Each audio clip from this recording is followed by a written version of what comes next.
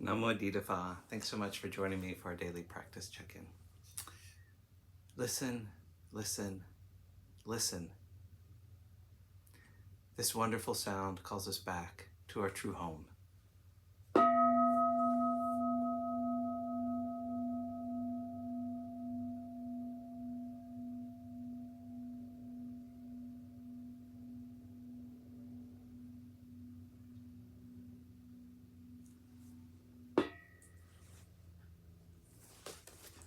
The fourth mindfulness training.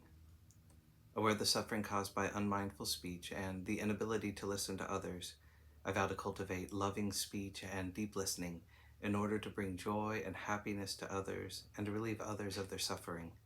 Knowing that words can create happiness or suffering, I'm determined to speak truthfully with words that inspire self-confidence, joy, and hope.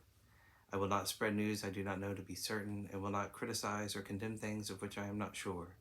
I will refrain from uttering words that can cause division or discord, or that can cause the family or community to break. I'm determined to make all efforts to reconcile and resolve all conflicts, however small.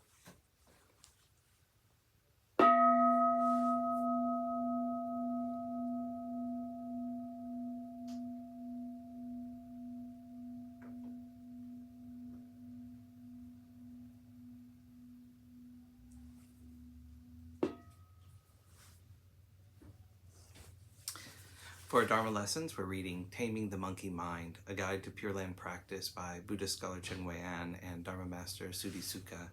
Today we're reading reflection number 34 and commentary on numbers 32, 33, and 34.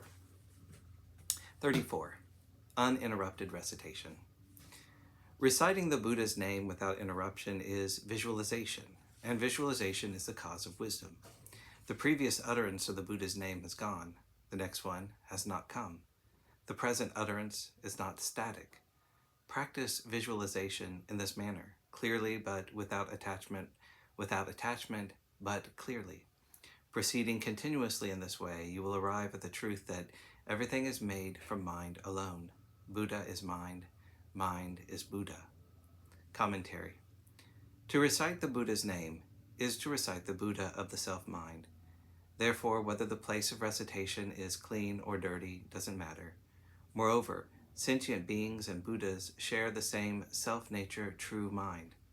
That self-nature, that Buddha nature, originally bright, has, as a result of delusion, been covered by afflictions and ignorance. We are so deluded and perverse that day in and day out we pursue worldly dusts and false realms, drawing further and further away from the true nature, mistaking the false for the true. Once we are enlightened, we return to the light of the self-mind, but it is not easy in a short time to erase the dark afflictions which have tainted it for so long. Therefore, it is necessary to recite continuously.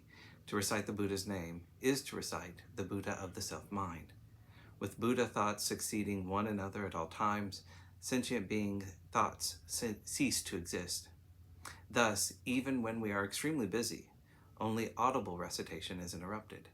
How can the thoughts inside us be restrained? When the mind is completely occupied with Buddha thoughts, how can sundry thoughts arise any longer? Sundry thoughts having ceased to arise, the wind has stopped. The mind is no longer moved by anything. At that point, the mind is peacefully resting in samadhi.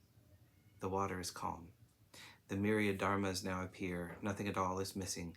With myriad dharmas manifesting themselves naturally, the self-mind shines in a sublime, unique way, wisdom. The cultivator who can practice Buddha recitation to this level has effectively reached perfection.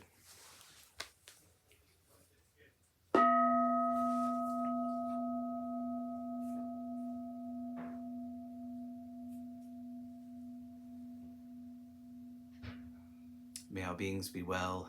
May all beings be happy. May all beings be at peace. Namo Phat. Thanks so much for joining me today.